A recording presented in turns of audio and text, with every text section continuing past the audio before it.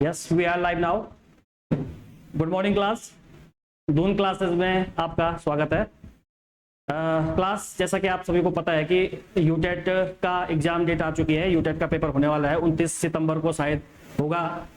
तो उसी की तैयारी के लिए हम आपके लिए प्रीवियस ईयर के जो यूटेट के एग्जाम हुए हैं उसके क्वेश्चन सीरीज लेके आए हैं। तो आज जो हमारा टॉपिक होने वाला है वो मैथमेटिक्स होने वाला है। जो मैथमेटिक्स वाला पोर्शन होता है उसको हम सॉल्व करेंगे। आज का जो हमारा पेपर है वो यूटेट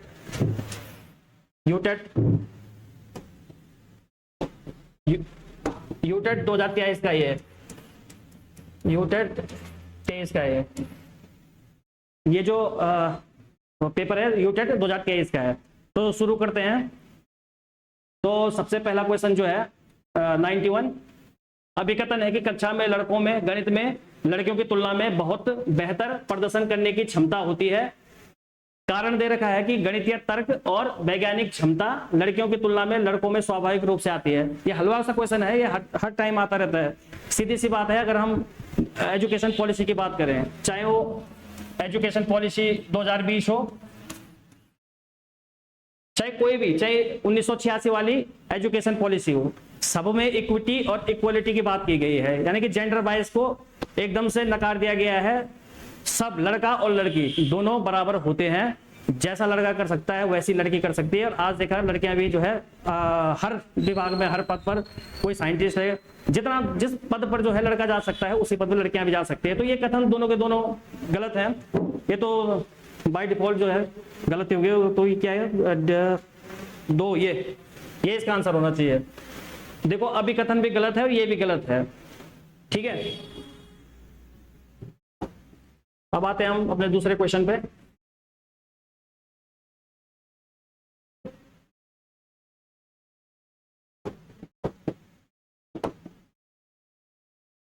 एक प्राकृतिक संख्या जो इसके गुणनखंडों के योग हो गए,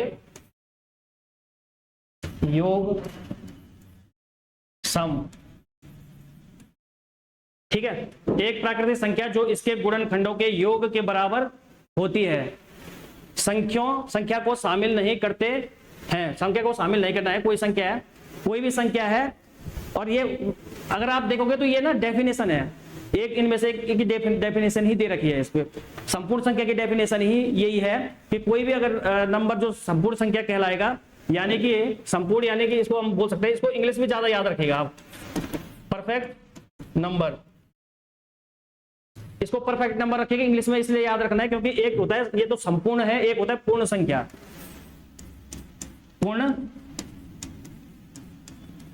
पूर्ण संख्या जो कि होती है 0, 1, 2 अप टू इंफिनिटी। इसको होल नंबर भी बोलते हैं, होल नंबर। ठीक है, तो आप इसमें कंफ्यूज हो जाएंगे कि संपूर्ण संख्या और पूर्ण संख्या, इसमें कंफ्यूज ना हो, इसलिए आप इंग्लिश में ही याद रखिएगा इसको, परफेक्ट नंबर। तो परफेक्ट नंबर क्या होते हैं?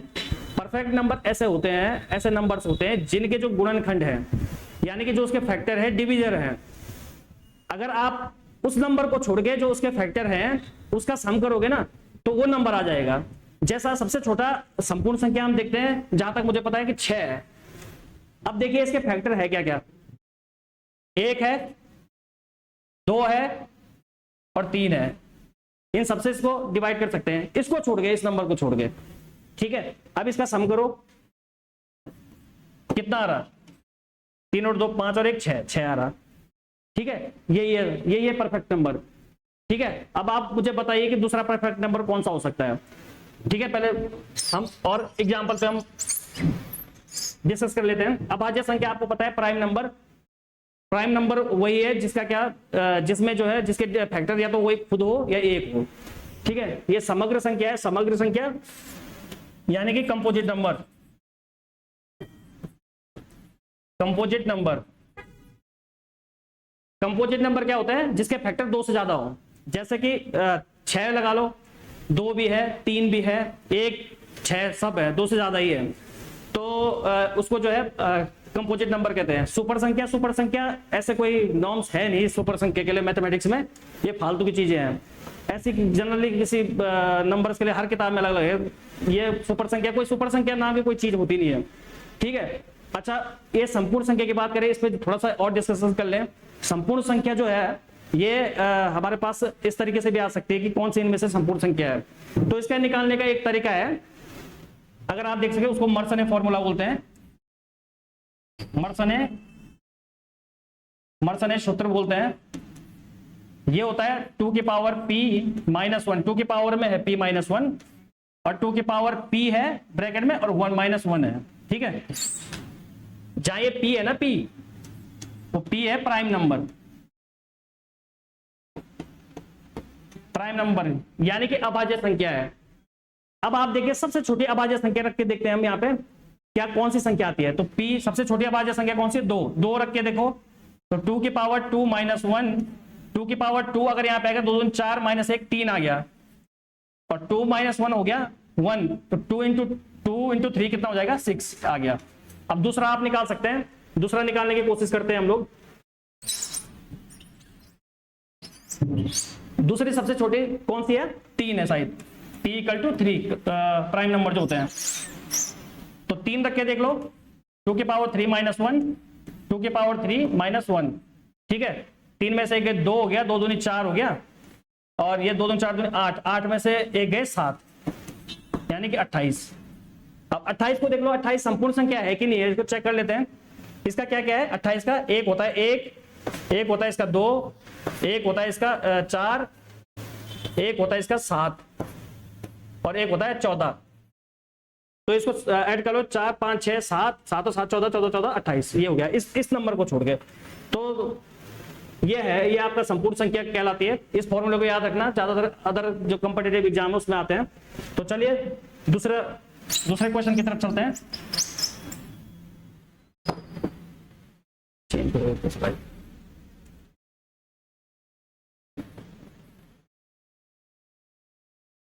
ये क्वेश्चन है भाई, ये क्वेश्चन है पूर्ण वर्ग प्राप्त करने के लिए ये आपके पास संख्या दे रखी है 6 डिजिट की में जो न्यूनतम संख्या जोड़ी जानी चाहिए। याद रखना, यहाँ क्या बताया गया है, जोड़ना है, यहाँ जोड़ना है हम लोगों को। और जोड़ना किस तरीके से है आप देखिए, ये तो 6 डिजिट की है। मैं पहले सिंपल से आपको समझा देता हूं। आप मान लीजिए जैसे आपके पास कोई संख्या दे दी है 23 और आपको बता दिया गया है कि इस संख्या में क्या जोड़ा जाए, जोड़ना है क्या जोड़ा जाए जो ये परफेक्ट स्क्वायर बन जाए। तो हम लोग क्या करते हैं, इसी के आसपास के जो परफेक्ट स्क्वायर वाले नंबर हैं वो देख लेते हैं। जैसे 4 का करेंगे तो 16 हो जाएगा, कम है लेकिन हमें तो ऐड करना है ना भाई, क्योंकि जब ऐड करेंगे तो ये बढ़ेगी संख्या। तो 16 तो मुझे लगता नहीं कि 16 होगा। डायरेक्टली आप लोगों को पता है कि 25 होना है इसका, लेकिन वो होगा कैसे ये मैं आपको बता रहा हूं। तो 4 तो हो नहीं सकता, 4 पॉइंट समथिंग आएगा इसका, तो 4 का 16 हो जाएगा। ठीक है, अब 5 का देख लेते हैं। 5 का स्क्वायर क्या होता है, 25। अब देखिए, अब हमें पता है कि 25 है और 25 में से अगर हम 23 को माइनस कर दें, किससे कर रहे हैं हम, इससे एक ज्यादा, 25 जो परफेक्ट स्क्वायर है, इससे एक ज्यादा 25 है ना। तो 25 में से हम 23 को माइनस कर देंगे तो कितना आएगा, 2 आ रहा है। 25 माइनस 23 आ रहा है 2, यानी कि 2 हम इसमें ऐड करेंगे, 2 हम इसमें ऐड करेंगे, इस तरीके से होना है। तो ये 6 डिजिट का है। इसका थोड़ा सा आप लोगों को जो क्लास में मेथड बताया जाता है परफेक्ट स्क्वायर, उससे करने का, जो पूर्ण वर्ग बनाने वाली विधि होते हैं या जो भी मेथड आपको बताया जाता है। तो आप देखिए 6 डिजिट का है, तो सबसे पहले हम अप्रोक्सीमेशन मेथड करते हैं। आप चाहे तो उसको डिवाइड मेथड से भी कर सकते हैं कि इसका लगभग कितना आएगा। तो मैंने तो किया हुआ है, लेकिन आपको मैं बता देता हूं। जैसे 6 डिजिट का है तो 6 डिजिट का हमें पता है कि 900 से एक बार देख लेते हैं, क्योंकि 9 9 81 इसके नजदीक आ जाएगा थोड़ा सा। तो ये देखेंगे तो इसका स्क्वायर करेंगे तो कितना आएगा, 1 2 3 4, इससे थोड़ा सा कम है। ठीक है, और 1000 का करेंगे तो ये फिर 60 डिजिट का आ जाएगा, यानी कि इससे ज्यादा आ जाएगा। यानी कि ये तो हमें पता लग गया अप्रोक्सीमेशन से इसके बीच में है, या परफेक्ट स्क्वायर मेथड से या डिवाइड मेथड से जो स्क्वायर निकलता है उसके अप्रोक्सीमेशन में निकाल सकते हो। तो इसका अप्रोक्सीमेशन आता है 900 और 1000 के बीच में है। तो हम लोगों ने देखा 940 950 करके देखा, लेकिन इसका अप्रोक्सीमेशन आता है 945, जो आप क्लास में अक्सर करवाते हैं। तो 945 का अगर आप करोगे ना, इसका आता है 945 पॉइंट समथिंग आता है, लेकिन अब 945 का स्क्वायर करेंगे तो इससे कम आएगा। जैसे हम 23 में कर रहे थे, 4 चौको 16, थोड़ा कम आ रहा था। तो हम क्या करते हैं, इससे एक ज्यादा ले लेते हैं, क्या 946 ले लेते हैं, 946 का स्क्वायर करते हैं। ठीक है, अब जो भी आएगा, अब आप इसको स्क्वायर नहीं करना। आप देखिए यहाँ पे सबसे बड़ी बात है कि 946 का जब स्क्वायर करोगे तो लास्ट में कौन सा डिजिट आएगा? 6 6 का 36, 6 आएगा। जब 6 का स्क्वायर होगा तो क्या आएगा? 6 आएगा। अब कोई भी नंबर आएगा यहाँ पे पूरा तो लास्ट में तो 6 ही आना है ना। अब 6 में से हम जब नंबर करते 25 में से 23 माइनस किया था ना पीछे, तो यहाँ पे भी कोई नंबर आएगा तो 6 में से अगर हम इसको माइनस करें लास्ट के डिजिट को, 6 में से 4 गए कितना आएगा? 2। ठीक है, ये हमें आइडिया हो गया कि 2 आना है। तो अब 2 देखिए, ये तो हो नहीं सकता, ये भी हो नहीं सकता। अब इसमें और इसमें है, इसमें और इसमें हम किस पर क्लिक करेंगे? अब देखिए आप जो है इसमें है, इसको जोड़ दो 1612 को। ठीक है, ये 12 ही जोड़ लो, इसमें लास्ट के 2 डिजिट जोड़ लो, इसमें 12, तो कितना आएगा? 12 और 4 कितना आएगा? 16। ठीक है, अब 42 को उसमें जोड़ दो, 04 लास्ट के 2 डिजिट में 42 को, तो 46। अब आप देखिए यहाँ पे देखो 46, 6 अगर 6 का नियम अगर आपको पता है, 6 का नियम ये होता है कि अगर किसी क्लास में 6 आ रहा है ना तो उससे पहले कभी भी सम नहीं आ सकता, उससे पहले विषम ही आना है।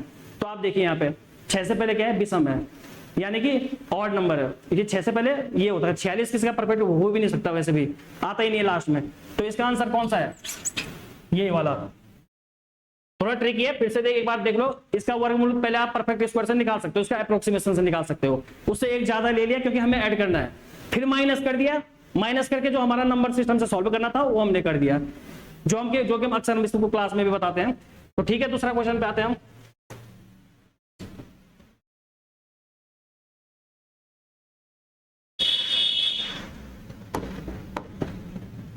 ये कौन सा क्वेश्चन है? 94 वाला है। 3 किलोग्राम चीनी से 16 किलोग्राम चीनी के कितने 4 पैकेट बनाए? ये क्वेश्चन गलत है भाई, ये क्वेश्चन गलत प्रिंट हो रखा है। ये क्वेश्चन अभी मैं देखता हूं।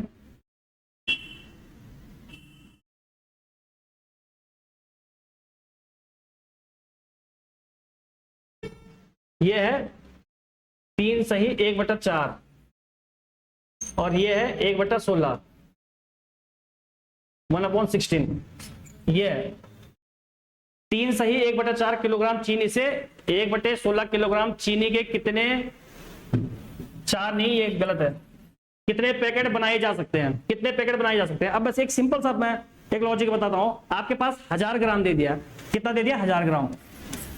कोई भी ऑब्जेक्ट है, कुछ भी, चीनी ले लो 1000 ग्राम आपके पास, यानी 1 किलो 1000 ग्राम आपके पास चीनी है, और आपके पास बता दिया जाता है कि आप ना 200 ग्राम के कितने पैकेट बना सकते हो। तो आप क्या करते हो? 200 बना दिया, 200 बना दिया, या 200 ग्राम का बना दिया, कितना बनाओगे टोटल? 5 बनाओगे ना। तो हम इस तरीके से थोड़ा करेंगे, हम तो ये करेंगे कि सीधे डिवाइड दे देंगे 200 से। 200 ग्राम के बनाने ना, 2 पंजे 10, यानी कि 5 पैकेट बना सकते हैं। सेम तरीका, सेम तरीका हमें ऊपर अप्लाई करना है। थोड़ा सा ये फ्रैक्शन में दे रखे, इससे कोई घबराने वाली बात है नहीं। ठीक है, अब पहले हम इसको देख लेते हैं। 3.1/4 को क्या लिख सकते हैं हम? 4 दिया 12 और 1 13, 13/4। ठीक है, और ये क्या हो गया? 1/16। अब देख लीजिए, अब इतना किलोग्राम हमारे पास दे रखा, वही 1000 ग्राम हमारे पास चीनी दे रखी है। ठीक है, इसमें से कितने पैकेट बनाने हैं हम लोगों को? डिवाइड करना है किससे? 1/16 से। दूसरी तरफ देखिए, दूसरा मेथड देखिए, ऐसा भी लिख सकते हैं आप, 13.4 डिवाइड 1/16। 2 तरीके से देख लीजिए। अब यहाँ पे कैसे करते हैं आप लोग? ये जो मल्टीप्लाई करते हैं हम लोग, इन दोनों की मल्टीप्लाई, इन दोनों की मल्टीप्लाई, तो 13 × 16, भाई इसका दोनों का आपस में 4 × 1, 4 चक्कू 16 और कितना आएगा? 13 चक्कू 52। ये आ गया। अब दूसरा मेथड है, इसमें अगर कंफ्यूजन होता है तो इसको देख लीजिए, जो हम लोगों ने बचपन में पढ़ा है। हम क्या करते हैं? 13/4 हो गया, अगर हमने इसे साइन हटा दिया तो यहाँ पे क्या होता है? मल्टीप्लाई होता है, इसका रेसिप्रोकल हो जाता है। रेसिप्रोकल मतलब व्युत्क्रम हो जाता है। तो यहाँ 1/16 है तो इसका क्या जाएगा? 16 व्युत्क्रम। 4 चक्कू 16 और 13 चक्कू 52। कितने पैकेट बना सकते हैं भाई हम? 52। हाँ, ये है इसका आंसर, 52। ठीक है, चलिए नेक्स्ट क्वेश्चन पे चलते हैं।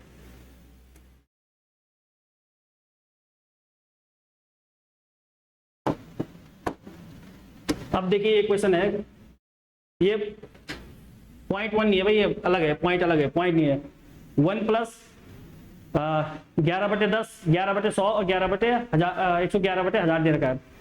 ठीक है, और ये क्या दे रखा है, इसके पीछे 4 जीरो दे रखे हैं। अच्छा, आप लोगों को एक बात पता होगी, जैसे हम लोग करते हैं, ऊपर कोई नंबर है, कोई भी नंबर मान लो, जैसे 1 है, यहाँ नीचे 10 है, तो हम लोग क्या लिखते हैं इसको, 0.1 लिखते हैं ना, एक संख्या बाद पॉइंट। कैसे लिखते हैं, अगर अपन में एक जीरो है ना, तो एक नंबर के बाद पॉइंट लगाते हैं हम ऊपर, क्या लगाते हैं, एक नंबर के बाद पॉइंट लगाते हैं। तो इसी तरीके से ये भी है, इसी तरीके से आप ये देख लीजिए, ये तो खैर पूरा नंबर है, ये है 11/10, ये क्या हो जाएगा, 1.1 हो जाएगा।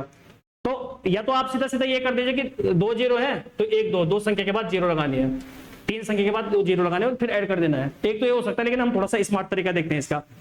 स्मार्ट तरीका ऐसा है कि आप देखिए, सबसे पहले सबसे ज्यादा जीरो डिनोमिनेटर में किसका है, हर में सबसे ज्यादा जीरो किसके है, 1 2 3 4 इसके है, और ऊपर 1 1 1, तो इसको हम क्या करेंगे, यहाँ देखें 1 1 1, इसके क्या है, 1 2 3 4 जीरो ना, 4 के बाद हम क्या है, 4 संख्या के बाद हम दशमलव लगाएंगे, 1 2 3 चौथा है, नहीं तो जीरो मान लेंगे, पॉइंट। ठीक है, अब आप देखिए पॉइंट के बाद सबसे ज्यादा लंबी संख्या कौन सी आ रही है, यही आ रही है, इन सबसे तो यही आएगी ना पॉइंट के बाद।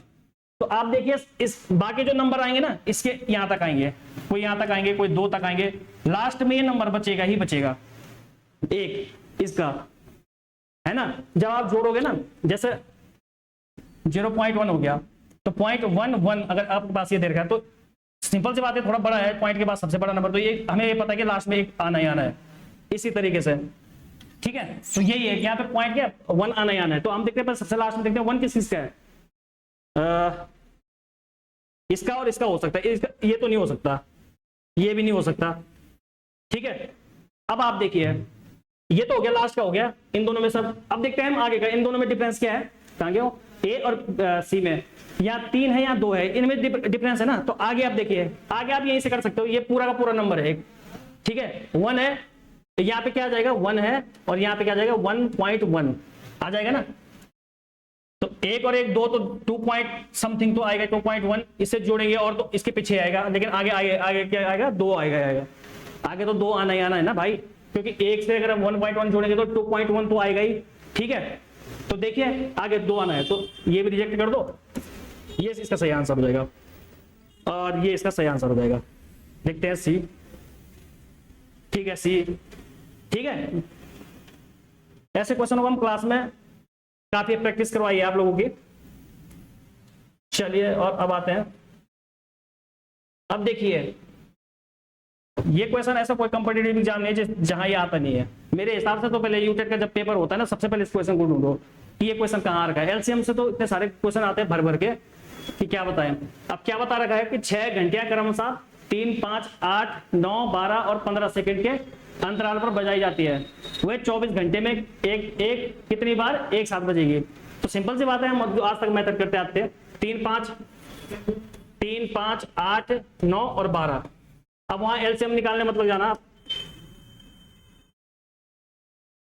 क्वेश्चन चेक करने पड़ेंगे, ये क्वेश्चन वही है कि नहीं है, शायद 15 नहीं है।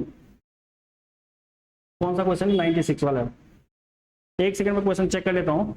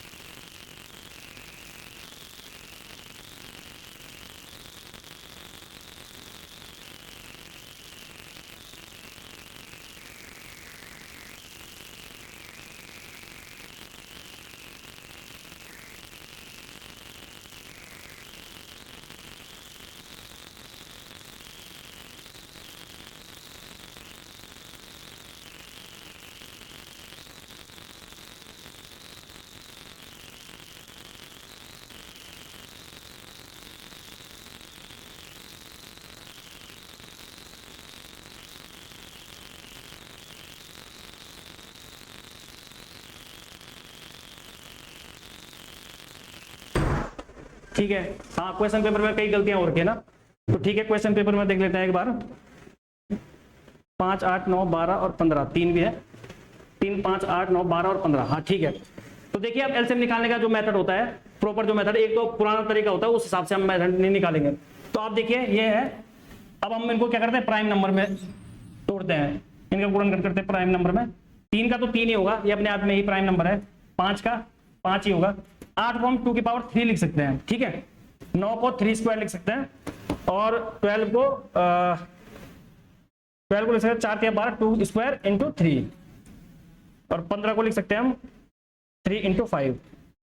अच्छा, इसमें एलसीएम में से सबसे अब निकालने का तरीका क्या होता है, जो सबसे ज्यादा प्राइम नंबर की जो सबसे ज्यादा पावर होती है ना, उसको ले लेते हैं। अगर ये 2 पावर 3 अगर 2 बार भी होती है ना, तो हम इसको 1 बार लेते हैं। कॉमन है तो ठीक है, नहीं है तो नहीं है, लेकिन सबसे हाईएस्ट वाली पावर को, ठीक है। 2 के पावर 3 को देखते हैं पहले। 2 के पावर 3 ले लिया, ठीक है। अब 3 को देखते हैं, 3 की पावर कितनी हाईएस्ट है, 3 की पावर 2 हाईएस्ट है। छोटे वालों को नहीं देखना। 5 की पावर कितनी है, 5 की पावर 1 ही है, तो ठीक है। 2 2 4 2 8, 3 3 9 और 5, तो सीधे से 5 8 5 40 कर देते हैं, और 40 इंटू 9 के बाद 9 चौको 36, 360।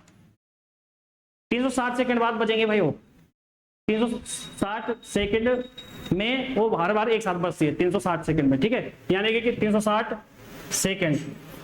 अगर मिनट की बात करें तो कितने मिनट हो गए, 6 छका 36, 6 मिनट। बस अब वही अपना जो अपना वाला मेथड है ही, अपना जो मेथड है अब उसको सॉल्व करने का। 6 मिनट हो गए ना, यानी कि प्रत्येक 6 मिनट बाद वो बचती है। अब क्या बता रहा हूँ, 6 घंटे अगर मैं सही है, 15 सेकंड अंतराल पर बचते हैं 24 घंटे में। अब देखिए 24 घंटे में कितने हैं, 1 घंटे में कितने होते हैं, एक दिन में कितने होते हैं, 24 घंटे होते हैं, ठीक है। एक दिन में जब 24 घंटे होते हैं, तो 24 घंटे में क्या उसका नाम यार, 24 घंटे में कितने मिनट होंगे, ये ठीक है। 1 घंटे में 60 मिनट, तो 24 घंटे में 24 गुणा गए 60, सिंपल सी बात है, 24 गुणा गए 60। अब इतने मिनट हैं, और प्रत्येक 6 मिनट बाद घंटियां एक साथ बजती है, तो 24 घंटे में कितनी बचती है। अब देखिए वही वाला मेथड। अब आप ये तो करोगे नहीं कि 6 मिनट 6 मिनट 6 मिनट 6 मिनट करके करेंगे, ये भी मिनट में हमने कन्वर्ट कर दिया 1 मिनट में, तो 6 का डिवाइड से सीधा ऊपर दे देंगे हम 6 दशम की 60 और 240। अच्छा 240 तो इसका आंसर है ही। कभी कभी क्या होता है कि घंटी बजा के दे देता हो कि पहले घंटी बज चुकी है, तब हम 240 प्लस 1 करेंगे। यहाँ तो है नहीं हो, तो 240 प्लस 1 क्या होगा, 241, ठीक है। चलिए अब नेक्स्ट क्वेश्चन की तरफ चलते हैं।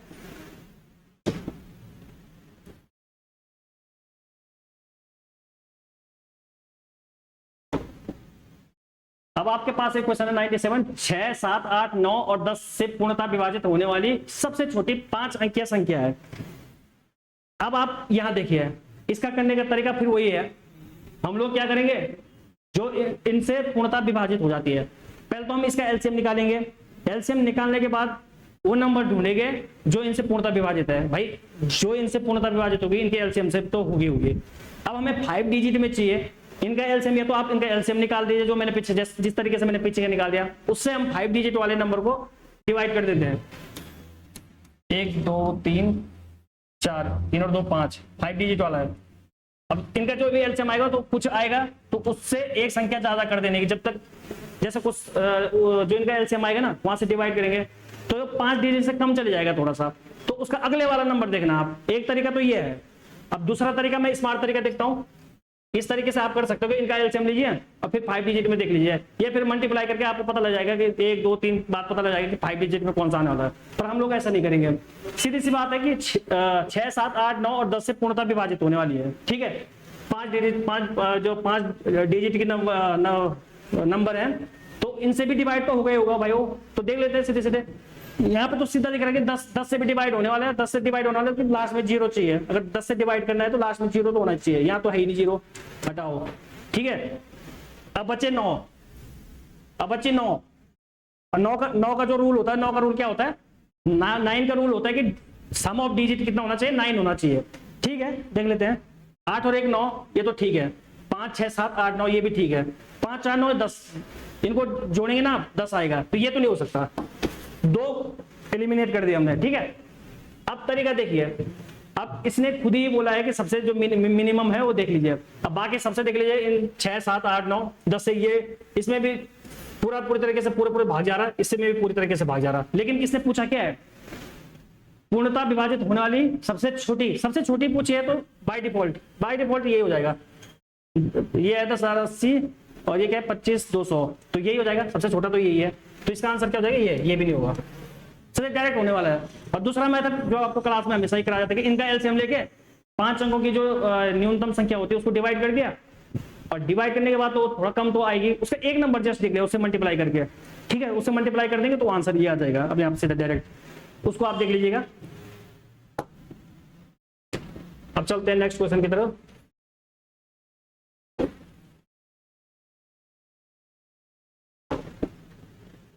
अब एक क्वेश्चन है कि 15 दिनों में मिनटों की संख्या कितने घंटों में सेकंडों की संख्या के बराबर होती है। 15 दिनों में मिनटों की संख्या कितने घंटों में सेकंडों की संख्या के बराबर होती है।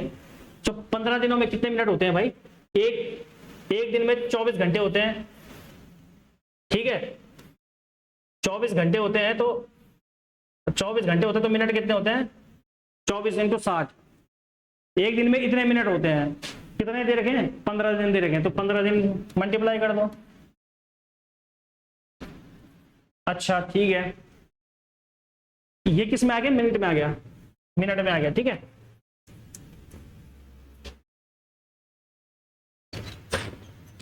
चौबीस इंटू 15 दिनों में मिनटों की संख्या, ये मिनटों की संख्या आ गई, ठीक है। कितने घंटों में सेकंडों की संख्या के बराबर है। अब जो हमारे सेकंड है ना, एक घंटे में कितना सेकंड होता है, सिंपल सी बात है, एक घंटे में कितना सेकंड होते हैं, एक घंटे में होते हैं, एक मिनट 60 × 60, एक घंटे में कितने होते हैं, एक घंटे में सेकंड कितने होते हैं, 3600, कितने होते हैं, 3600। अब फिर वही तरीका जो हम अब तक करके आ रहे हैं, अब 3600 होते हैं एक घंटे में, तो इतने में कितने हो जाएगा। अब आप 3600 ऐसा तो करेंगे नहीं, सीधा इसको डिवाइड दे देंगे, क्या कितने से, 3600 से डिवाइड कर दो इसको सीधा, ठीक है। ये 0 से ये 0 कट गई, तो 6 × 36 और एक 0 आ गए, 15 × 60 और 6 × 24, कितना आया, 6 घंटे आ तो गया, 6 घंटे, 6 आ रहा, ये इसका आंसर होगा, ठीक है। समझे, इसको एक बार फिर से देख लेते हैं। 15 दिनों में मिनटों की संख्या है, 15 दिन में मिनटों की संख्या, पहले तो एक दिन में कितने होते हैं, 24 घंटे होते हैं भाई, ठीक है, 24 घंटे होते हैं, एक दिन में 24 घंटे होते हैं, 24 घंटे में होता है 24 गुणा के 60 मिनट, इतने मिनट होते हैं। तो टोटल उसने 15 दे रखा, तो इंटू 15 कर दिया। फिर हमने देखा कि एक घंटे में होते हैं 3600 सेकंड, तो जब 3600 सेकंड एक घंटे में होते हैं, तो फिर 3600 को हम जोड़ेंगे, इसके बराबर लाना है हम लोगों ने, इसकी मल्टीप्लाई जब करेंगे तो इसके बराबर लाना है। तो या तो आप जोड़ते रहो भाई, या तो आप इसको डिवाइड कर दो, यहां से इसको डिवाइड कर दो और आ जाएगा, ठीक है। या दूसरा तरीका एक ऐसा भी है कि जैसे 24 इंटू हमने लिख दिया ना, 60 × 15 लिख दिया था, तो ये भी एक है कि आप बोल सकते हो कि 3600 सेकंड होते हैं, इंटू इसमें कितने का मल्टीप्लाई करेगी ये बन जाए, सीधी बात है। तो ये अपॉन में चले जाएगा, बाई डिफॉल्ट अपने आप ही वो आंसर आ जाएगा, सारे के सारे आखिर में डिवाइड ही करना पड़ेगा। तो कई तरीके के मेथड हो सकते हैं इसमें सॉल्व। ये क्वेश्चन आपको क्लास में बहुत बार करवा रखा है, आगे भी बताए जाएंगे। तो देखते हैं नेक्स्ट क्वेश्चन।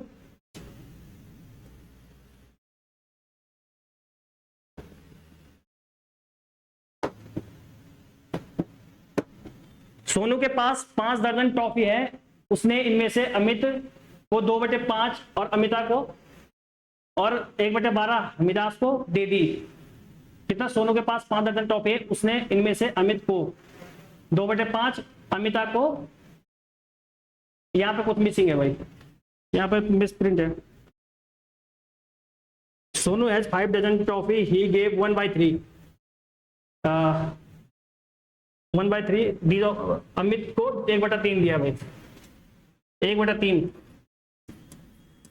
ठीक है। अमित को 1/3 दिया है, 1/3 दिया है, ठीक है। और 2/5 of these of Amita and 1/12 of these of Hamida's. ठीक है, 2/5 और 1/12। हाँ ये ठीक है। तो ये सिंपल सा इसका तो सिंपल सा तरीका है कि 5 डजन है, एक डजन में कितने होते हैं? एक डजन में होते हैं 12 टॉफी, 12 टॉफियां होती है। तो सीधी सी बात है, कितने इसके पास? 5 दर्जन है। 12 × 5 कितने हो गए इसके पास टोटल? 12 × 5 = 60। अब इसका तरीका आप देखिए, अब 60 इसके पास है तो या तो इसमें से शॉर्टकट तरीका ये कर दो कि 1/3 किसको दिया? अमित को दिया, यानी कि 20 किसको दिया? अमित।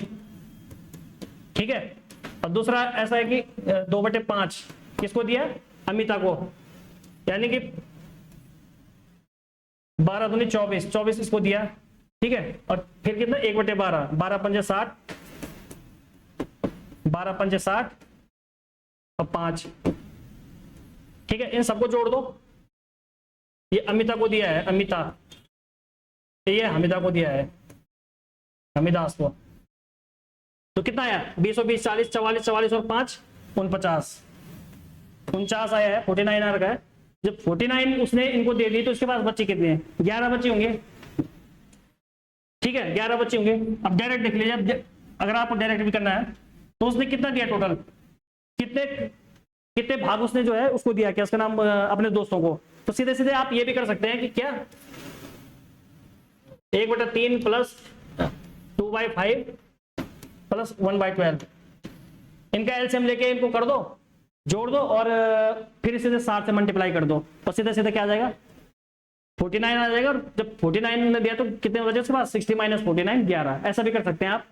तो ये तो कोई था नहीं इतनी बड़ी रॉकेट साइंस में, तो ये कर सकते हैं आप आराम से इजीली।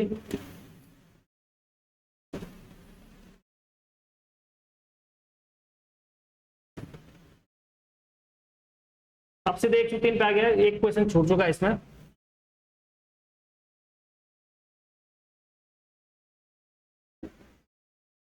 ये वाला क्वेश्चन था, ये छूट चुका है इसमें, उसमें टाइप नहीं हो पाया था। चलिए देखिए, ये क्वेश्चन भी बहुत इंपॉर्टेंट है भाई। ये ऐसे क्वेश्चन आते ही आते हैं, पर सिंपल होते हैं सारे के सारे। अब देखिए आपके पास 3 अलग अलग शहरों में रहने वाले लोगों की संख्या हजारों में दी है। ठीक है, यानी कि जो भी आपके पास दे रखा होगा मल्टीप्लाई 1000 कर देना आप।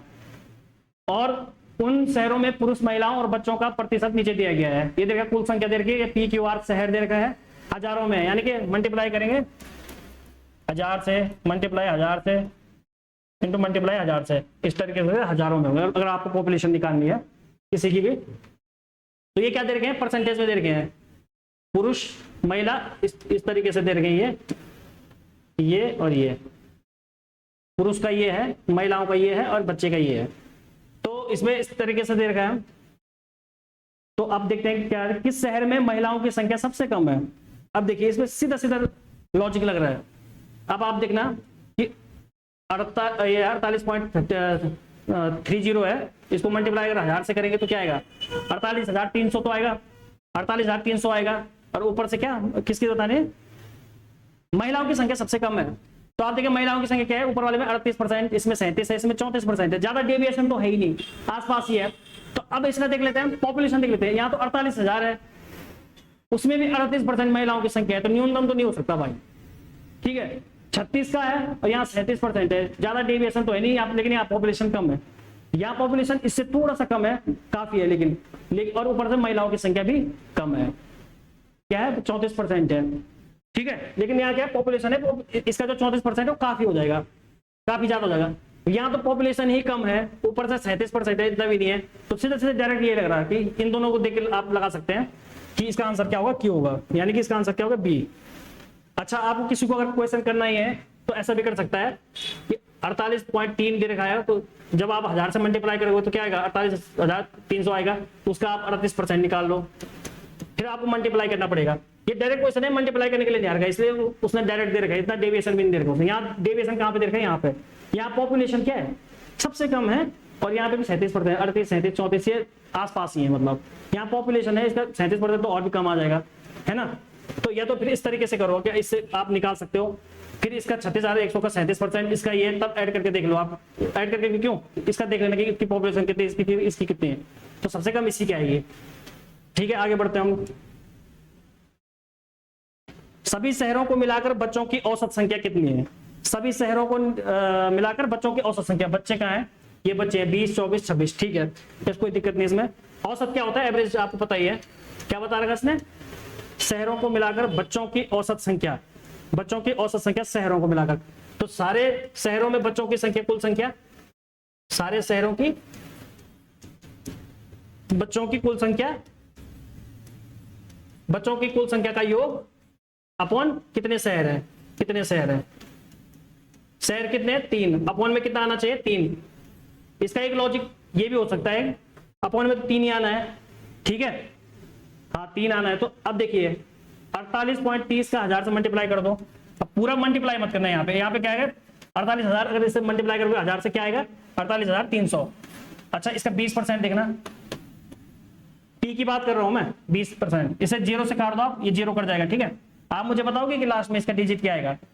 20 20 7 7 आएगा, यानी कि डिजिट कितना आएगा इसका? लास्ट डिजिट क्या आएगा? 0 आएगा। ठीक है, इतना ही मल्टीप्लाई करना, ज्यादा मत करना। अब देखिए 36 100 आएगा, 100 से फिर से वो भी कट जाएगा, फिर इसका डिजिट कितना आएगा? 24 है। 24, क्योंकि 100 से तो 100 कट गया वो ऊपर, तो 4 एकम 4, इसका लास्ट डिजिट देखना कितना आएगा? 4। ठीक है, अब इसका भी देख लो 26 46,800, क्योंकि अपॉन में 100 जो होता है ना, 100 से 100 कट गया, 2 0 0 कट गए होंगे, यहाँ से भी 2 0 होंगे, और इंटू ये 26 इंटू 100, 2 से 2 0 कट गए, इसलिए मैंने लिखा नहीं हूँ। ठीक है, तो 8 से का 48, इसका कितना आएगा? 8 आएगा डिजिट। पूरा मल्टीप्लाई मत करना भाई, इतना ही करना, लास्ट के डिजिट कितने आएंगे इसमें। ठीक है, अब हमें पता है कि कितना है, 8 और 4 12। जब हम लास्ट में जोड़ेंगे ना, तो लास्ट पे डिजिट में क्या आ जाएगा? इन सबको ऊपर जब सारे शहरों के बच्चों के कुल योग करना पड़ेगा, तो कितना आएगा? 8 और 4 12, 8 प्लस 4 प्लस 0 कितना आ रहा है? 12 आ रहा। अच्छा, मुझे बताना, जब ऊपर 12 आएगा और नीचे 3 है, तो लास्ट में आने की संभावना किसकी ज्यादा है? क्या आएगा? 3 चौको 12, लास्ट में 4 आना चाहिए ना। कहीं 4 है? पीछे तो नहीं है 4, इसके ऑप्शन नहीं है, डी ऑप्शन इसका दे नहीं रखा, लेकिन इसका यही होगा इसका आंसर। मैं देख लेता हूं।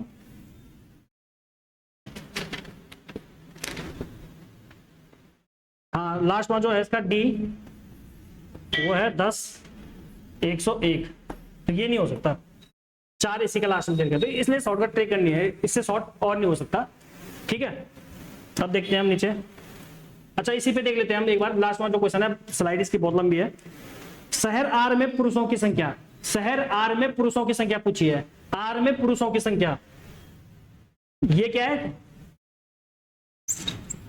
शहर आर में पुरुषों की संख्या, शहर आर में पुरुषों की संख्या क्या है?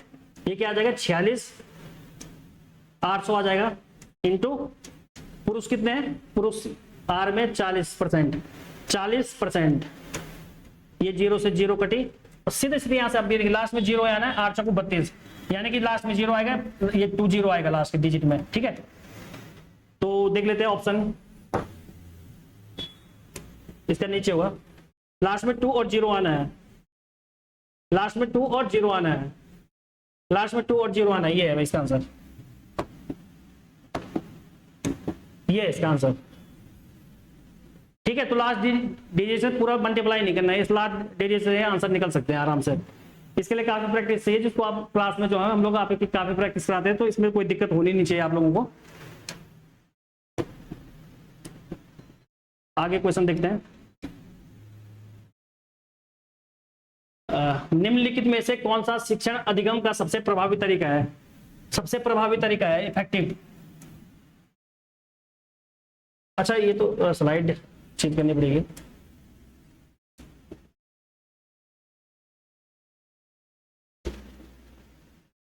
ये स्लाइड चेंज कर दी हम लोगों ने, इस क्वेश्चन पे थे हम। निम्नलिखित में से कौन सा शिक्षण अधिगम का सबसे प्रभावी तरीका है? इफेक्टिव, इफेक्टिव, इफेक्टिव मेथड कौन सा है? बिना विश्लेषण, विश्लेषण के अवलोकन, विश्लेषण मतलब एनालिसिस करना, नकल और दोहराव हो नहीं सकता, सामग्री को रटना भी नहीं हो सकता, दोहराव भी नहीं हो सकता, अवधारणाओं, अवधारणाओं, अवधारणा का मतलब क्या होता है? कॉन्सेप्ट, कॉन्सेप्ट, तो कॉन्सेप्ट के बीच संबंध, हाँ जो जो हम लोग पढ़ते हैं, पहले तो हम कॉन्सेप्ट बनाते हैं अपना, फिर उन कॉन्सेप्ट के बीच में रिलेट करते हैं चीजों को, इसलिए हमें ज्यादा चीजें समझ में आता है। मेरे हिसाब से ये होना चाहिए, कॉन्सेप्ट के बीच में जो रिलेशन होते हैं वो बनाते हैं हम लोग, तो यही होना चाहिए इसका आंसर। ठीक है, नेक्स्ट क्वेश्चन चलते हैं। कॉमन चीज है वो थीटा इक्वल टू क्या होता, 30h आवर माइनस 11/2 क्या था मिनट। थोड़ा सा ये मैंने 5 लिख दिया था शायद, कोई बात नहीं, मैंने बेसिक तो इसीलिए वो आगे पीछे हो रहा था। तो ठीक है, इसको कर सकते हैं आप, ये तो कॉमन क्वेश्चन है, हर जगह आते हैं। फिर भी देख लीजिए आप, 30 × 8 माइनस 11/2 और मिनट कितना है 30, तो 15 या 15 दूनी 30 हो गया, तो 8 या 24 240 हो गया ये, और 11 × 5 = 55 ये हो गया, और 11 एकम 11 5 6 165। अब देख लीजिए आप, 10 में से 5 गई ये है 5, और ये क्या उसका नाम 13 में 6 4 5 है 7 75। ठीक है, ये 0 नहीं है, 75 लिख रही है, तो फॉर्मूला हर जगह मिल जाता है, तो थोड़ा बाई मिस्टेक यहाँ पे 5 लिख दिया था। चलिए एक दूसरा क्वेश्चन जो अभी छूट गया था वो मिल गया मुझे। अब एक क्वेश्चन है, सीखने की सर्वोत्तम स्थिति है मध्यम उत्तेजना, कोई भय नहीं, कोई उत्तेजना नहीं, कोई भय नहीं, कोई उत्तेजना नहीं, उत्तेजना तो होनी चाहिए भाई, कोई भय नहीं, भय तो नहीं होना चाहिए, खैर उच्च उत्तेजना ठीक है, उच्च भय, भय भी नहीं होना चाहिए, ये भी गलत होगा, कम उत्तेजना अधिक भय, सीधी सी बात है भाई, ज्यादा भय भी नहीं होना चाहिए, चाहे कोई दिक्कत नहीं, इतनी उत्तेजना भी ना होगी, इतना भय के कारण इतनी उत्तेजना होनी चाहिए। तो मेरे हिसाब से जो है मध्यम उत्तेजना हो, कोई बात नहीं, आराम से पढ़ेगा आदमी, लेकिन भय नहीं होना चाहिए। ठीक है, तो ये सबसे अप्रोप्रिएट आंसर है, यही सबसे सही आंसर है। बाकी तो कोई उत्तेजना तो होनी चाहिए, पर कोई भय तो खैर होना ही नहीं चाहिए किसी का, लेकिन उत्तेजना तो होनी चाहिए किसी भी चीज के लिए। पर यहाँ पे क्या लिखा, कोई भय नहीं है, ये तो चलो ठीक है, पर कोई उत्तेजना नहीं, ये गलत हो सकता है, इसलिए हम औरों को एलिमिनेट कर देंगे, और ये पहला वाला सबसे अप्रोप्रिएट आंसर है। ठीक है, एक आयत का क्षेत्रफल 1 इकाई है, आसन भुजाओं को मध्य बिंदु को मिलाने पर, एक आयत का क्षेत्रफल 1 इकाई है, आयत क्या होता है जिसके हमने सामने भुजाएं की है, एक आयत का क्षेत्रफल 1 इकाई है, आसन भुजाओं के मध्य बिंदु को मिलाने पर, एडजेसेंट साइड है ये, एडजेसेंट साइड। तो आसन भुजाएं क्या होती है, जैसे ये लाइन है, एक ये लाइन हो गई, एक ये लाइन हो गई, ये दोनों का एक कॉमन पॉइंट मिल रहा ना यहाँ पे, ये तो ये दोनों आसन भुजाएं हो गई, जैसे ये और ये आसन भुजाएं हो गई। ठीक है, जैसे ये और ये आसन भुजाएं हो गई, ये और ये भी हो गई, और ये भी हो गई। ठीक है, थोड़ा बन नहीं पा रहा है यहाँ पे सेब सही से, खैर जैसा भी है, आयत बनाना है, रेक्टेंगुलर बनाना है हम लोगों ने। तो उसने कहा कि आसन भुजाओं के मध्य बिंदु को, मध्य बिंदु कौन कौन से इसके, ये मध्य बिंदु है, ये मध्य बिंदु है, ये मध्य बिंदु है, ये मध्य बिंदु है, ये मध्य बिंदु है। ठीक है, पहले हम मान लेते हैं इसकी लेंथ क्या है, L मान लो, विड्थ क्या है, चौड़ाई क्या है इसकी, W मान लो। ठीक है, तो इसका L इसका जो क्षेत्रफल होता है क्या होता है, लंबाई गुना चौड़ाई, लेंथ इनटू विड्थ, तो ये कितना है 1 यूनिट है, LW क्या देखे, वो 1 यूनिट दे रखा है। तो ठीक है, अब क्या बोला उसने, मध्य बिंदु को मिलाने पे, ये मध्य बिंदु मिलाया, ये मध्य बिंदु मिलाया, ये मध्य बिंदु मिलाया, ये मध्य बिंदु मिलाया, मध्य बिंदु को मिलाने से बने त्रिभुज के क्षेत्रफल का योग क्या है। अच्छा, इसको मध्य बिंदु से त्रिभुज कौन सा बना, एक ये बना, एक ये बना, एक ये बना, एक बना। अच्छा ये बताइए, पूरा लेंथ L है, तो ये कितना होगा, L/2 नहीं होगा, L/2, ये कितना होगा L/2। ठीक है, ये विड्थ W है, तो ये कितना होगा, ये कितनी होगी, ये इतनी लेंथ होगी, W/2, विड्थ हाफ हो गई। अच्छा, फिर एक त्रिभुज का निकालना, आप एक ट्राइंगल का आप निकालोगे तो क्या होता है, एक ट्राइंगल का, एक त्रिभुज का एरिया 1/2 बेस, आधार इंटू ऊंचाई, बेस इंटू हाइट, कितना है इसका L/2 इंटू हाइट कितने, विड्थ/2, कितना है LW/2 4 दूनी 8 आ गया। एक का है ये LW/8, एक का है, तो एक ये बना हुआ, एक ये है, दूसरा ये है, तीसरा ये है, चौथा ये है, तो 4 का क्या आएगा, 4 का आएगा, 4 से मल्टीप्लाई कर दो, 4 दूनी 8, क्या है LW/2, अच्छा आपको बता रखा है LW है क्या, LW आयत का जो है, जो मूल हमारा जो आयत था उसका क्षेत्रफल है, वो कितना दे रखा है 1 यूनिट। तो क्या आएगा इसका, LW की जगह 1 रख दिया, 1/2 यूनिट, सिंपल सा था 1/2 यूनिट। ठीक है, चलिए नेक्स्ट करते हैं।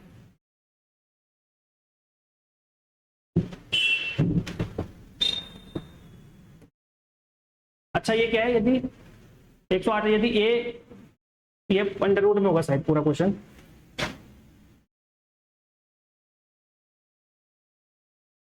अच्छा ये अंडर रूट में है, ये पूरा अंडर रूट में है। ठीक है, ठीक है, ये स्क्वायर है, ये इस क्वेश्चन इस तरीके से है, 2013 का स्क्वायर प्लस 2013 प्लस 2014। अच्छा इस टाइप के क्वेश्चन कभी भी आए तो इससे पता लग जाता है आराम से कि अगर आप इसको x मानोगे ना, एक्स स्क्वायर ये x है, ये 2014 है, तो इसको भी हम इस टाइप से तोड़ देंगे। तो इसका तरीका देखिए, 2013 को आप 2014 को क्या लिख सकते हैं, 2013 प्लस 1 लिख सकते हैं। ठीक है, अगर आप इस तरीके से करते हैं, मतलब अगर आप इस तरीके से करेंगे, ये करेंगे तो ये दोनों जुड़ जाएंगे, तो क्या बनाएंगे, ऐसा नहीं होगा 2013 का स्क्वायर प्लस 2 इंटू 2013 प्लस 1। अगर आप इसको x मान लेंगे तो ये x square plus 2x plus 1 हो जाएगा अपॉन में।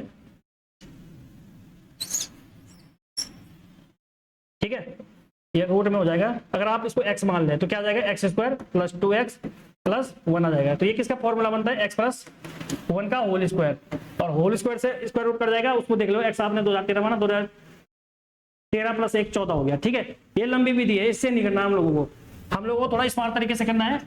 ये सीधा डायरेक्ट हलवा क्वेश्चन हो जाएगा ये पूरा का पूरा। ये देखिए, ये स्क्वायर है ना, ये स्क्वायर है, ये तो नहीं है, कुछ नहीं है,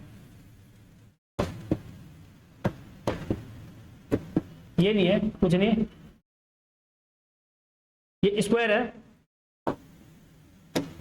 अच्छा अगर आप इसे स्क्वायर करोगे ना तो कितना आएगा, 3 3 9 डिजिट कितना आएगा, फिर 3 जुड़ेगा इसका लास्ट का, फिर इसका 4 जुड़ेगा, 9 और 3 कितने होते हैं 12, 12 और 4 कितने होते हैं 16, कितने होते हैं 16, 16 का कितना आएगा 4 है, 6 आएगा। तो मेरे हिसाब से 6 तो होगा, 6 6 36, 6 तो है ही नहीं कहीं, क्या है इसका आंसर, चलो बहुत हो गया। 3 3 9 इसको स्क्वायर कर दिया, इसके यूनिट डिजिट का नंबर स्क्वायर कर दिया, यहाँ कुछ होगा, यहाँ कोई कुछ नंबर होगा, उसका नहीं देखना हमें, लास्ट का डिजिट देखना है।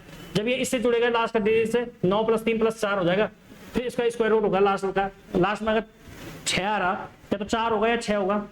ठीक है, तो 6 तो है नहीं, 4 ही होगा, इससे डायरेक्ट क्वेश्चन हो गया, इसमें कोई रॉकेट साइंस है नहीं।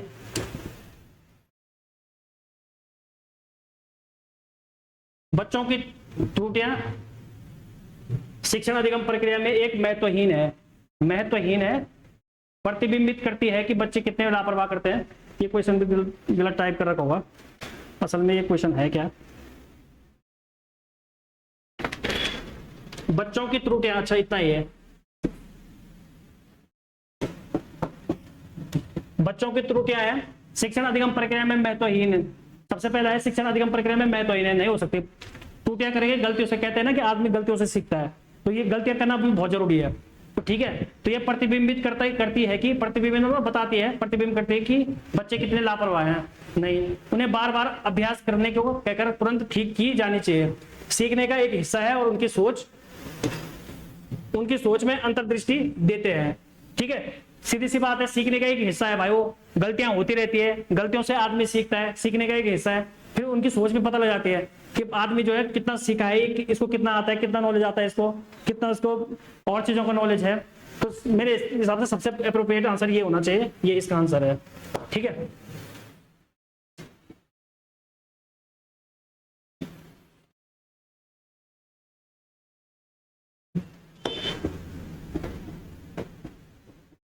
एक संख्या जो 1 से 10 दोनों को सम्मिलित करना है, 1 और 10 में करना है, 1 भी करना है, 10 भी करना है। ठीक है, तक की सभी संख्या से विभाज्य है। अच्छा 1 से 10 तक जो है, ऐसी कौन सी संख्या जो सबसे विभाज्य है, तो हम पहले क्या कर लेते हैं, इसके लास्ट में 4 है भाई, ये तो 10 से तो होगा नहीं, सीधी सी बात है, क्योंकि 10 के लिए क्या चाहिए, लास्ट में 0 ही चाहिए, क्या चाहिए, लास्ट में 0 ही चाहिए, तो ये तो होगा नहीं, सीधे हट जाएगा वो। अच्छा 9 से 10 जाता है, या 3 से 10 जाता है, नहीं जाता, ये भी नहीं हो सकता। 100 9 से जाता है, 3 से जाता है, नहीं हो सकता। तो इसका आंसर क्या है, यही, ये हलवा क्वेश्चन है, सारे के सारे हलवा क्वेश्चन है, सारे के सारे।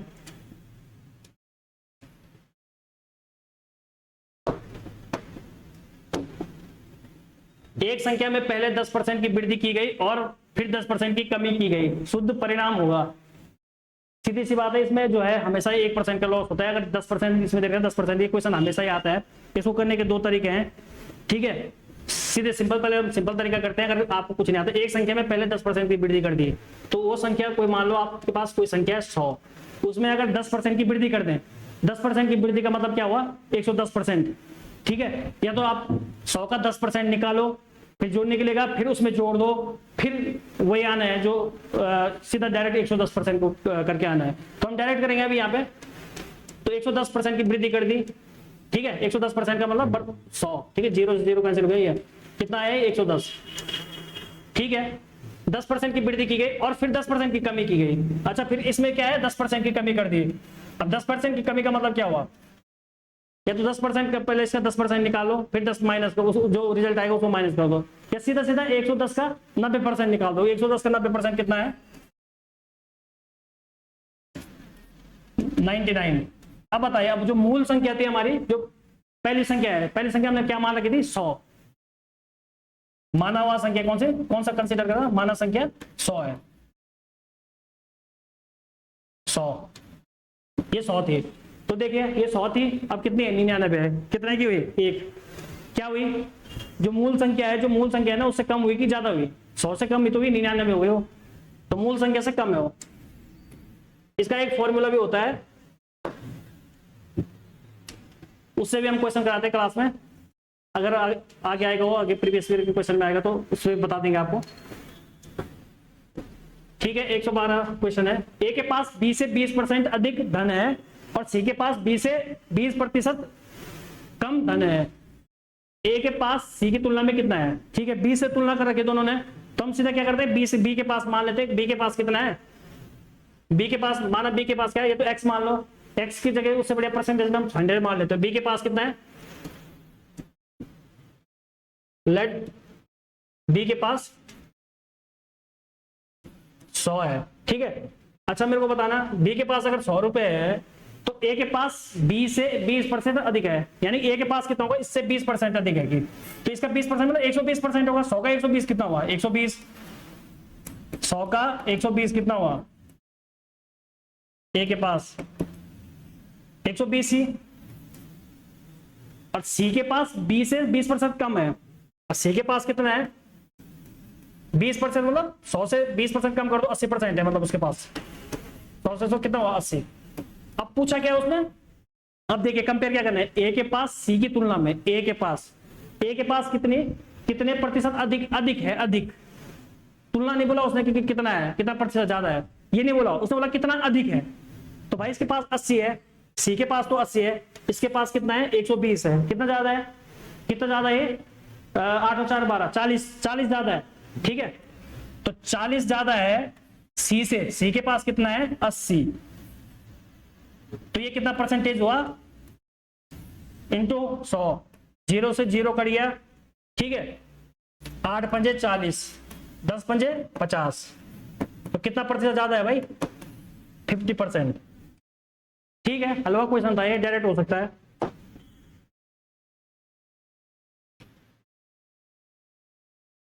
आयतों के क्षेत्रफल की अवधारणा मतलब कॉन्सेप्ट हो गया। अवधारणा पढ़ाते समय एक शिक्षक अपने विद्यार्थियों से अधिक आयत बनाने के लिए कहा, जिसके किनारों की लंबाई पूर्णांक में हो और क्षेत्रफल 36 वर्ग इकाई हो। वह चाहता था अपने छात्रों को गुणनखंडों को ज्यामिति से जोड़ने देना, आकलन करना कि क्या उसके छात्रों में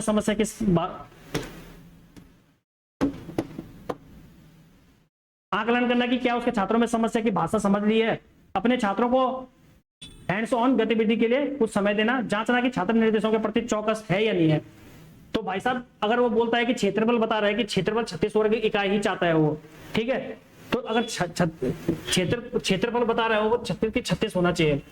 तो 36 कैसे हो सकता है, 36 आयत हम किस प्रकार से बना सकते हैं, या तो 1 × 36 या 36 × 1 या 2 × 18, ये भी हो सकता है ना, या 3 से देख लो। तो मेनली हम क्या बता रहे हैं, वो ज्यामिति से जोड़ तो रहा है, लेकिन उसको बता रहा है कि गुणनखंड 36 स्क्वायर जो 36 वर्ग इकाई है उसका, इसको वो भी बता रहा है, उसके फैक्टर्स भी बता रहा हो कि किस टाइप से हम बना सकते हैं, यानी कि ज्यामिति को किससे जोड़ रहा हो, गुणनखंडों से, तो सीधा सीधा इसका आंसर वही है ना। बाकी तो कुछ है नहीं इसका। भैया ज्यामिति भी बना रखे, आयत बनाना है, दूसरा वो बता रहे कि 36 वर्ग का होना चाहिए।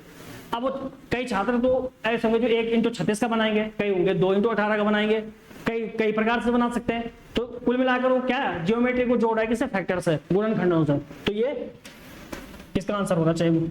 ठीक है, नेक्स्ट करते हैं।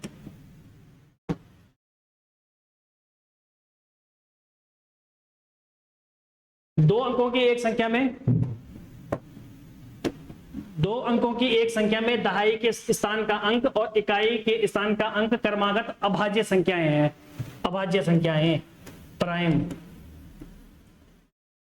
क्रमागत मतलब साइमल्टेनियसली, मतलब क्रमशः एक के बाद एक जो होती है। ठीक है, प्राइम नंबर, अंकों का योग 3 और 4 का गुणज है। अंकों का योग है 3, अंकों का योग, अच्छा अंकों का योग 3 और 4 का गुणज है। जो अंकों का योग है ना, उनका डिजिट, उनका अगर जोड़ेंगे ना तो 4 और 3 के उसमें हो जाएंगे। तो सिंपल और भी सिंपल हो गया। दोनों ही फैक्टर देख लेते हैं। सबसे पहले तो हम देखेंगे कि साइमल्टेनियसली बोला, उसने क्रमागत बोला हो, मतलब एक के बाद एक होना। जैसे पहला प्राइम नंबर कौन सा है, प्राइम नंबर आपको मैंने पीछे बता दिया, प्राइम नंबर से आता है। प्राइम नंबर वो होते हैं जिससे या तो उसी संख्या का भाग चले जाए, एक आ जाए। ठीक है, जैसे 2 हो गया, 3 हो गया, 5 हो गया, इनसे या तो एक आ जाता है या उन्हीं का चले जाता है। तो ठीक है, सबसे छोटे हम क्या देखते हैं, संख्या में दाई के स्थान पर अंक। हाँ ठीक है, पहले हम देखते हैं 5 और 7 को। ठीक है, 5 और 7, 5 के बाद कौन सा है क्रमागत, 7 ही आना है, दोनों प्राइम है ना। तो देख लेते हैं, 5 और 7 को जोड़ेंगे तो कितना आएगा, 12, 3 से भी जा रहा, 4 से भी जा रहा, ये सही है, सीधा यही पे हो रहा हो। 3 और 2 6, 3 से भी जा रहा, 4 से जा रहा, ये नहीं जा रहा, 5 6 7 8, ये भी नहीं जा रहा, ये भी गलत हो गया। ये तो सीधा डायरेक्ट हो गया भाई, ये पहले राउंड में सही हो गया। पर हाँ ये देखना जरूरी है कि क्रमागत है कि नहीं है।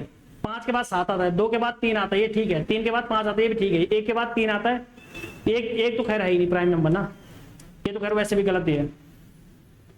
पर ये 1 के बाद 1, 3 के बाद 5 आता है, 2 के बाद 3 आता है, 5 के बाद 7 आता है। लेकिन ये पहली कंडीशन में फेल हो गया। 3 और दूसरी कंडीशन में 3 और 4 से पूर्णांक गुणज होता है, जो इसके सम ऑफ डिजिट है। 5 और 7 में जोड़ा तो 12, ठीक है, 3 से भी जा रहा, 4 से भी जा रहा, तो ये इसका आंसर है।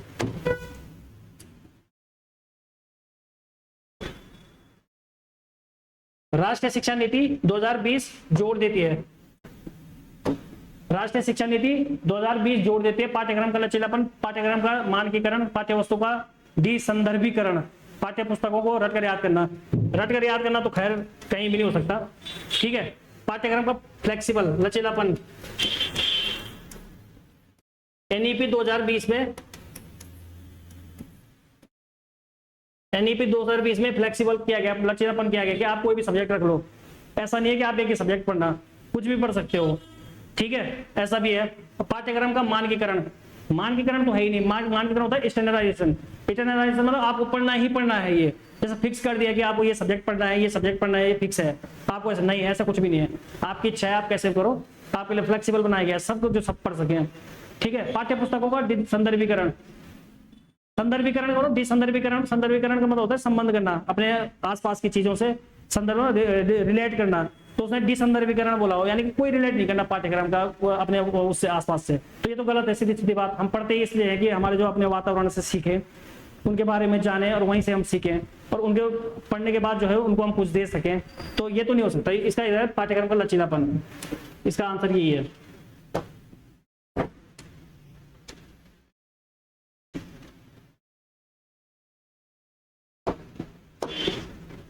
इस क्वेश्चन को सीधे देख लीजिए, बोर्ड मास से होता है, हलवा क्वेश्चन है, बोर्ड मास।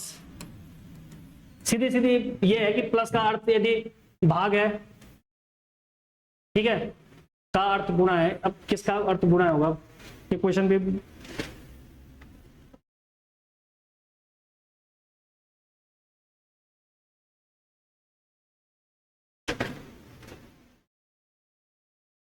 ये क्वेश्चन मिस प्रिंट हो रहा भाई, यहाँ पे क्या दे रखा है, अब इसका अर्थ क्या घटाना है। ठीक है, इसको बाद में करते हैं। तो फिर भी मैं बता लेता हूँ, अगर इस टाइप के क्वेश्चन कभी भी आते हैं ना, तो सबसे पहले सी और डी बजाने, समय खर्च करने के लिए देते हैं ये ज्यादातर एक क्वेश्चन।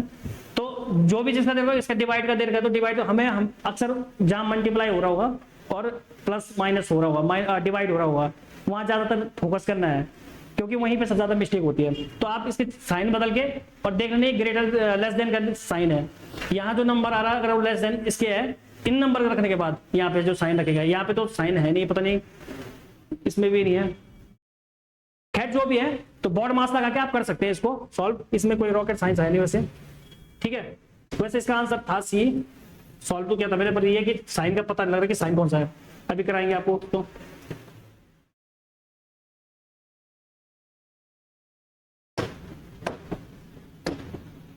दो संख्याओं का एचसीएफ और एलसीएम क्रमशः 12 और 72 है। यदि संख्याओं का अंतर 60 है तो बड़ी संख्या होगी। अच्छा, दो संख्याओं का एचसीएफ और एलसीएम, एचसीएफ एलसीएम से तो आते आते क्वेश्चन भाई, ठीक है। अच्छा, मेरे हिसाब से अगर मैं सीधे ये मान लूं कि दो संख्याएं कौन कौन सी है, ए और बी है, ए और बी दो संख्या है, ठीक है, क्रमशः 12 और 72 है। यदि एचसीएफ और एलसीएम दे रखा है, यदि संख्याओं का अंतर 60 है, संख्याओं का अंतर क्या है 60 है, ठीक है, तो बड़ी संख्या क्या होगी, मेरे हिसाब से ये मान लो कि ए ग्रेटर देन बी है, ठीक है, वो दो संख्या है, ए बड़ी है और बी छोटी है। एक रिलेशन दे रखा है तुम्हारे पास, ए माइनस बी कितना है, ठीक, ए माइनस बी क्या दे रखा है आपके पास, 60 दे रखा है। तो आप मुझे एक बात बताइए, दोनों का अंतर अगर 60 है, 60 प्लस बी, जो पहली वस्तु है ना, पहले जो नंबर है ना, जो बड़ी वाले नंबर है, वो 60 प्लस है, क्या है 60 प्लस, 60 से कम तो हो नहीं सकती, ठीक है, यहीं से हो रहा हो पूरा का पूरा। ए को मान लो बड़ा, ए का डिफरेंस दे रखा है इन लोगों ने 60। तो मजे की बात क्या है पता है, यह क्या करेगा, 60 से बड़ी होनी चाहिए ए, तो उससे बड़ी कौन सी है, 72 ही है, तो सिर्फ डायरेक्ट हो गया, इसमें कोई एचसीएफ एलसीएम नहीं लगाना, सीधी सीधी कंडीशन दे रही है, दो संख्याओं का अंतर क्या है 60 है। तो भाई जब a माइनस बी 60 है तो a इक्वल होगा 60 प्लस बी, और दूसरी बात ये प्लस ही होना है, b ऐसा भी नहीं है, b वो क्या है, जहां a और b क्या है, पॉजिटिव नंबर है, पॉजिटिव नंबर है तो प्लस ही होंगे, तो a तो 60 प्लस ही होगा ना भाई, 60 प्लस होगा, तो 60 प्लस है कौन यहाँ, 60 तो हो नहीं सकता क्योंकि जीरो चले जाएगा, 60 माइनस 60 जीरो, ये होगा 72 ही, ठीक है। तो बड़ा बड़ा क्या होगा 72। आप क्रॉस चेक भी कर लेना, क्रॉस चेक भी कर लेना आप,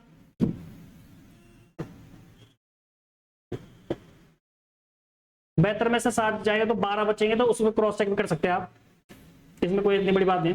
दो संख्याओं का एचसीएफ और एलसीएम के अनुसार 12 और 72, यदि संख्याओं का अंतर 60 है, ये दो ही क्वेश्चन सेम आ गया, 118।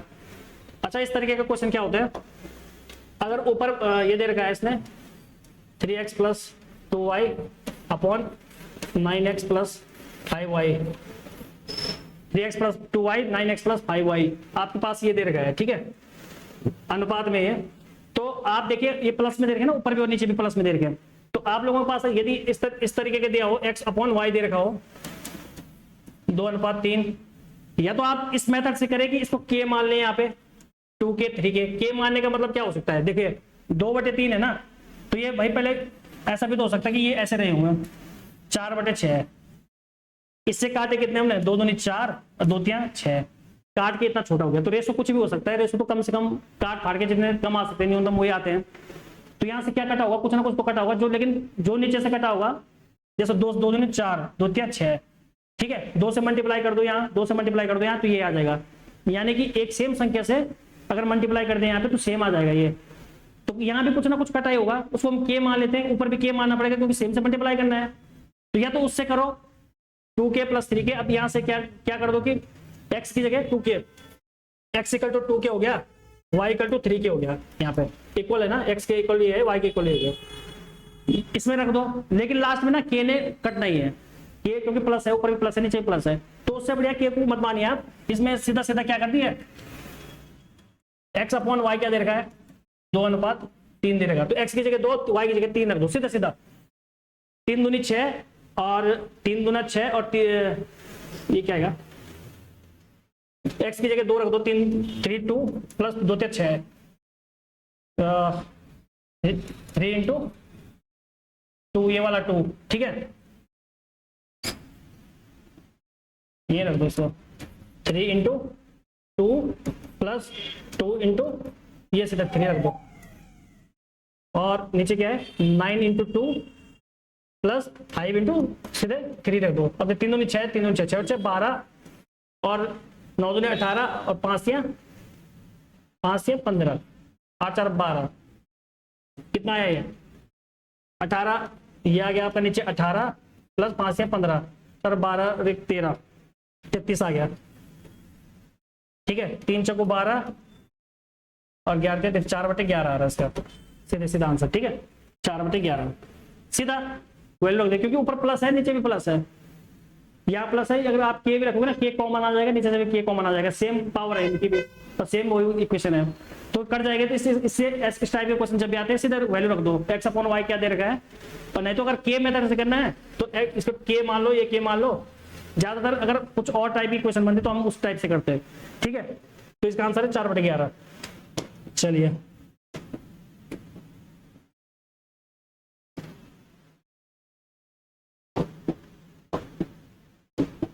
निम्नलिखित में से कौन सा कथन गलत है। अच्छा, गलत कथन बताना है। यदि दो सरल रेखाओं में से एक उभयनिष्ठ, उभयनिष्ठ का मतलब होता है कॉमन, कॉमन पॉइंट, कॉमन बिंदु हो तो उन्हें प्रतिच्छेदी रेखाएं कहा जाता है। दो सरल रेखाएं हैं, अगर वो दोनों काट रही है आपस में तो इनको हम क्या करते हैं, इंटरसेक्ट कर रहे हैं। ठीक है, प्रतिच्छेदी रेखाएं कहलाती है, यानी कि इंटरसेक्ट कर रही है, इंटरसेक्ट लाइन। और दो लाइन इंटरसेक्ट कर रही है तो भाई तो इंटरसेक्ट लाइन कहेंगे उसको, प्रतिच्छेदी रेखाएं तो करेंगे। ये तो सही है। दो सरल रेखाएं एक से अधिक बिंदुओं पर प्रतिच्छेद कर सकती है। दो से अधिक सरल, हाँ कर सकती है, कर सकते हैं ना। इनको क्या बोलते हैं, कॉन्करेंट लाइन बोलते हैं इनको, कॉन्करेंट लाइन। हिंदी में तो पता नहीं, पर कॉन्करेंट लाइन बोलते हैं, कर सकती है। बहुत सारी लाइनें एक जगह एक बिंदु पे कर दो रही, इसको कॉन्करेंट पॉइंट बोलते हैं, कॉन्करेंट लाइन बोलते हैं। ठीक है, एक बिंदु पर दो से अधिक सरल रेखाएं प्रतिच्छेद कर सकती है। एक बिंदु पर दो सरल रेखाएं एक से अधिक बिंदु पर प्रतिच्छेद कर सकती है। अच्छा, दो सरल रेखाएं पूछा इसने, एक बिंदु पर दो से अधिक सरल रेखाएं, पहले इसको देख लेते हैं। रेखाएं, ये इसका आंसर था कॉन्करेंट वाला। दो से अधिक रेखाएं किसी पे प्रतिच्छेद कर सकती है। ये देखिए, एक लाइन ये, एक लाइन ये, एक लाइन ये, एक पॉइंट पे कर रहे हैं ना ये इंटरसेक्ट, तो एक पॉइंट पे इंटरसेक्ट कर सकते हैं। ठीक है, ये भी सही है, ये भी सही है। दो सरल रेखाएं एक से अधिक बिंदुओं पर प्रतिच्छेद कर सकती है। दो सरल रेखाएं कर सकते हैं एक से अधिक बिंदुओं पर। कहां कर सकते हैं दो लाइनें, भाई दो लाइनें तभी करेगी जब एक ही लाइन होगी, तभी तो दो जगह करेगी वो। जब वही लाइन सेम होगी, अगर कोई दो जगह ये बोल रहा है कि दो जगह करेगी तो ओवरलैप नहीं कर जाएगी। दो जगह कैसे कर सकते हो, लाइन है तो ऐसे काटेगी या ऐसे काटेगी। अब कोई बोलेगा कि कोई लाइन ऐसी है उसी के ऊपर से एक लाइन हो गई, तो भाई वो लाइन वही लाइन है। ठीक है, तो एक जगह दो जो लाइन होती है वो एक ही जगह इंटरसेक्ट करती है। ठीक है, दो लाइनें एक ही जगह इंटरसेक्ट करती है। किरण एक सरल रेखा का एक भाग है, किरण एक सरल रेखा का भाग है। ठीक है, ये तो हो गया। इसका आंसर इसका आंसर क्या है, इसका आंसर ये गलत है। ये इसका आंसर प्रतिच्छेद कर सकती है, दो से अधिक बिंदुओं पर नहीं कर सकती। लेकिन एक बात देख लेते हैं, किरण एक सरल रेखा का एक भाग होता है, ये भी सही है। अब देखिए, किरण जिसको बोलते हैं रे, इस पे क्वेश्चन आ जाते हैं कभी कभी। रे, ये हो गया लाइन। अच्छा, रे किसे कहते हैं, रे किरण, रे कहते हैं उसको जिस लाइन का एक इंड पॉइंट होता है, यानी कि एक पॉइंट इंड फिक्स होता है, तो ये एक तरफ बढ़ रही है, ये रे हो गई। इसका साइन ये हो गया, रे का साइन। और जब हम लाइन की बात करते हैं, लाइन क्या होती है, लाइन की बात करते हैं, उसका दोनों तरफ के इंड क्या होता है, बंधे हुए नहीं होते, वो दोनों तरफ से कहीं भी जा सकती है, इधर भी और इधर भी जा सकती है। ठीक है, दोनों तरफ। और एक होता है लाइन सेगमेंट, लाइन सेगमेंट यानी रेखाखंड, लाइन सेगमेंट। अच्छा, ये दोनों तरफ बढ़ सकती है लाइन। ठीक है, दोनों तरफ से, इसका कोई इंड पॉइंट नहीं होता, रे का होता है, ये फिक्स इंड पॉइंट है इसका। ये आता है कभी कभी स्टेटमेंट आते हैं इसके, इंड पॉइंट। और जो लाइन सेगमेंट होता है उसका क्या होता है, दोनों तरफ क्या होते हैं, फिक्स होते हैं दोनों पॉइंट। ये इस तरीके से डॉट से डिनोट करते हैं उसको, जिसके दोनों जो हिंदी में लाइन सेगमेंट रेखा का खंड होता है, ये होते हैं, लेकिन वो फिक्स होते हैं, दोनों इंड क्या होते हैं इसके, फिक्स होते हैं। ठीक है, ये देख लेना, इसके स्टेटमेंट आते हैं, रे किसको बोलते हैं, लाइन किसको बोलते हैं। ठीक है, ये बेसिक सी चीजें हैं, आनी चाहिए। ये रहा हमारा लास्ट क्वेश्चन। प्रणव एक आयताकार पार्क के चारों ओर, आयताकार पार्क के चारों ओर दौड़ता है, जिसकी लंबाई उसकी चौड़ाई से 6 गुना है। जिसकी लंबाई उसकी चौड़ाई से, चौड़ाई उसकी अगर x है तो इसकी क्या होगी, लंबाई क्या होगी इसकी 6x होगी।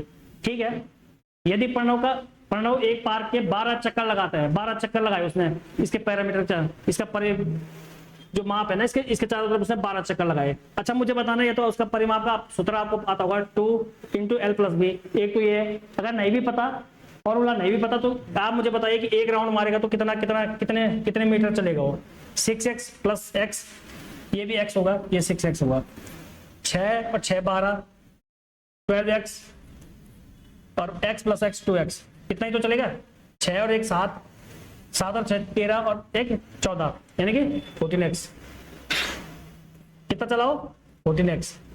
एक में वो 14x चला, लेकिन उसने मारे कितने राउंड 12, तो 14x, एक में वो 14x चला तो 12 में कितना जाएगा 12। ठीक है, अच्छा उसने क्या बोला हुआ,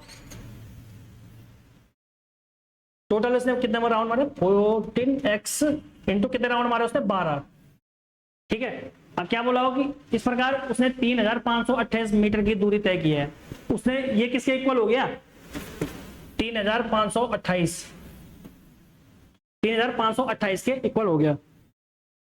अब देखिए सीधे सीधे ये उसने खुद ही दे रखा है इसमें। अब x की वैल्यू हमें निकालनी है, तो x की वैल्यू निकाल दो 3528 अपॉन ये 14 और 12 कहां चल जाएगा, नीचे चल जाएंगे, 14 × 12।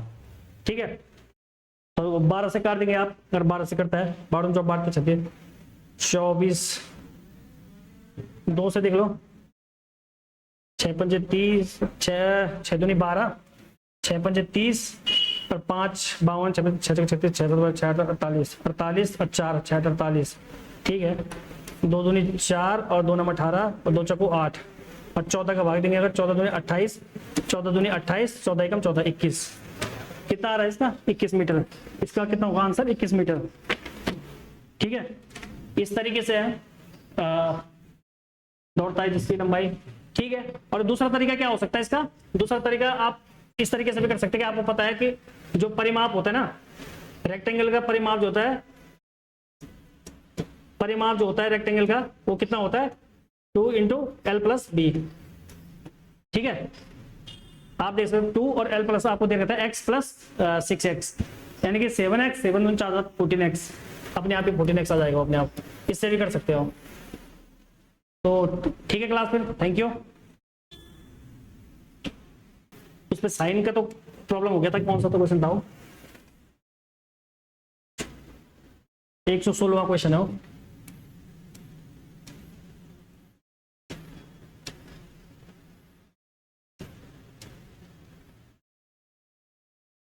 इसमें साइन तो मुझे मिला नहीं, लेकिन इसका आंसर क्या था सी बताया था ना मैंने, तो